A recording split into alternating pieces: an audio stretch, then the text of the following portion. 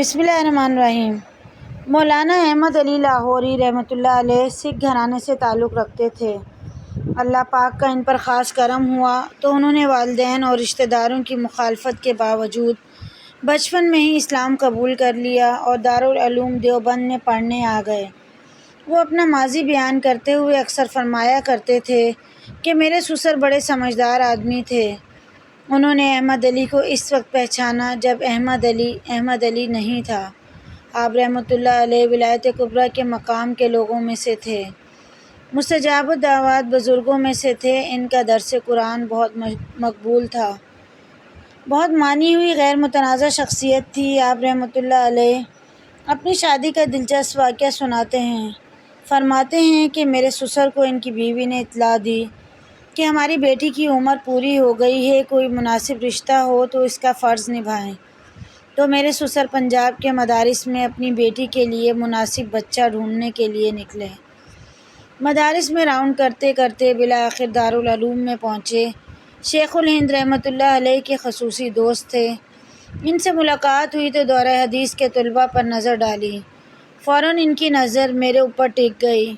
انہوں نے شیخ الہند رحمۃ اللہ علیہ سے پوچھا کہ یہ بچہ شادی شدہ ہے؟ شیخ الہند نے کہا نہیں، اسے کون لڑکی دے گا، یہ سکھ گھرانے کا لڑکا ہے، اس نے اسلام قبول کر لیا ہے اور یہاں پڑھنے کے لیے بیٹھا ہوتا ہے۔ اس کی ماں آتی ہے، اسے گالیاں نکال کر چلی جاتی ہے، بیچارہ چپ چاپ رہتا ہے، اس درویش کو کون بیٹی دے گا؟ انہوں نے کہا کہ اچھا آپ ان سے پوچھیں، اگر یہ تیار ہوں تو میں اپنی بیٹی کا نکاح کر دوں گا۔ فرمایا پوچھ لیتے ہیں۔ شیخ الہند نے پوچھا تو کہنے لگے حضرت میں بے یار و مددگار سا بندہ ہوں۔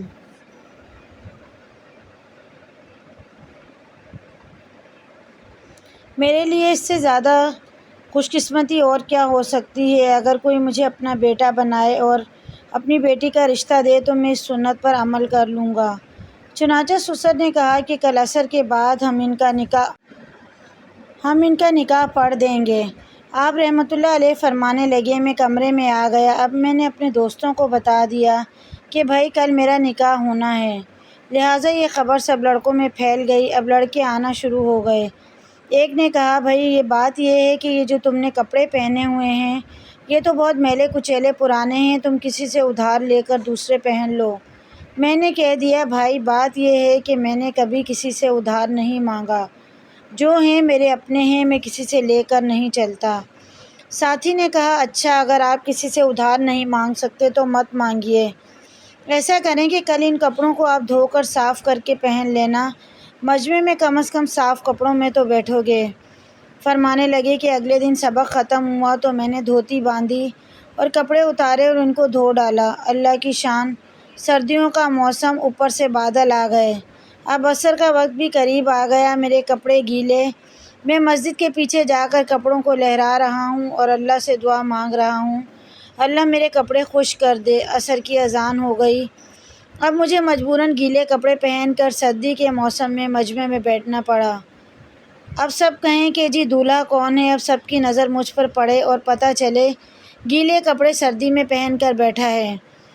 فرمانے لگے میرے سسر کو اللہ نے وہ سونے کا دل دیا تھا، انہوں نے دیکھا کہ کل یہی کپڑے تھے اور میلے تھے، آج یہی ہیں اور گیلے ہیں، اس کا مطلب ہے اس بچے کے پاس دوسرا جوڑا بھی نہیں ہے۔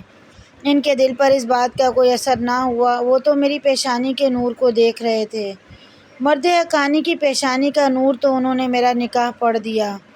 پھر جب میں دورہ حدیث سے فارغ ہو گیا اور رخصتی ہو گئی تو جب میری بیوی کو لے کر آیا، ابتدائی 1-2 مہینے میرے پاس رہی، ان میں بھی اسے فاقہ کرنا پڑا کیونکہ میرے پاس تو کچھ ہوتا نہیں تھا۔ 2 مہینے کے بعد جب وہ اپنے میکے گئی تو اس کی ماں نے پوچھا بیٹی تو اپنے گھر کو کیسا پایا؟ تو وہ اپنی ماں سے کہنے لگی امی میں تو سنتی تھی کہ مرنے کے بعد جنت میں جائیں گے اور میں تو جیتے جاگتے جنت میں پہنچ گئی ہوں، اللہ اکبر۔ اتنی صابرہ اور شاکرہ تھی، کہنے لگی بس پھر اللہ تعالیٰ نے میرے گھر میں برکتیں دینی شروع کر دیں، جب خاوند ایسا ہو اور بیوی ایسی ہو تو پھر برکتیں کیوں نہ ہوں۔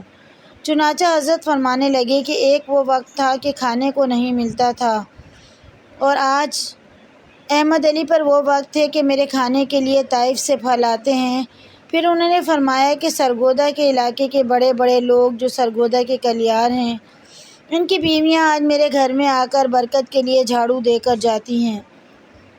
اتنے بڑے لینڈ لارڈ کی بیویاں برکت کے لیے میرے گھر میں آ کر جھاڑو دے رہی ہیں۔ آج اللہ کا مجھ پر اتنا کرم ہے۔ تو کتنی عجیب بات ہے کہ سکھ گھرانے کا بچہ جس کا کوئی اپنا نہیں تھا، اللہ تعالیٰ نے اس کو دنیا میں ایسی عزتیں عطا فرما دیں۔ چنانچہ یہ بڑا مشہور واقعہ ہے کہ اپنی وفات کے بعد مولانا احمد علی لاہوری علماء میں سے کسی بڑے عالم کو خواب میں نظر آئے۔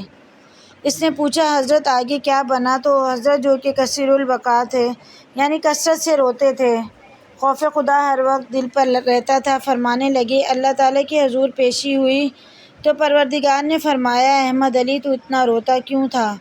کہنے لگے، جب مجھ سے پوچھا تو مجھے خیال آیا کہ نبی کریم صلی اللہ علیہ وسلم کا فرمان ہے، جس سے حساب کتاب میں پوچھ گچھ شروع ہو گئی وہ نہیں بچے گا۔ تو میں ڈر گیا، اور جب میں ڈرا تو پروردگار نے فرمایا، احمد علی اب بھی ڈر رہے ہو؟ آج تمہارے ڈرنے کا نہیں، خوش ہونے کا دن ہے۔ ہم نے تمہیں معاف کر دیا، اور جس قبرستان میں تمہیں دفن کیا وہاں کے سب گناہ گاروں کو بھی ہم نے معاف کر دیا۔ چنانچہ ان کی قبر کی مٹی سے خوشبو آیا کرتی تھی۔ ہزاروں لوگوں نے ان کی قبر کی مٹی اٹھا کر گھر لے جانا شروع کر دی تھی۔ تو علماء اس بات کی طرف متوجہ ہوئے، پھر انہوں نے مل کر مستقل دعا مانگی، اے اللہ، بس جو چیز ظاہر ہو رہی ہے اس ظہور کو ختم کر دیں، ورنہ لوگ مٹی ہی نہیں چھوڑیں گے۔ اللہ تعالیٰ نے اتنے صالح کی دعا کو قبول کر لیا، تب جا کر ان کی قبر سے خوشبو آنی بند ہو گئی۔ اللہ تعالیٰ عزتیں عطا فرما دیتے ہیں جس کا اپنا کوئی نہیں ہوتا، ساری دنیا پھر اس کی بن جاتی ہے۔ جس کو کھانے کے لیے روٹی نہیں ملتی، اس کو کھانے کے لیے پھر طائف سے پھل آیا کرتے ہیں۔ ماشاءاللہ، ہم صرف اپنے رب کی طرف رجوع کریں تو دیکھیں وہ ہمیں ایسی ایسی نعمتوں سے نوازے گا جو ہمارے وہم و گمان میں بھی نہ ہوں گی۔ مزید ایسی ویڈیوز کے لیے چینل کو سبسکرائب کریں۔ ویڈیو پسند آئے تو لائک، شیئر، کمنٹ ضرور کیجیے۔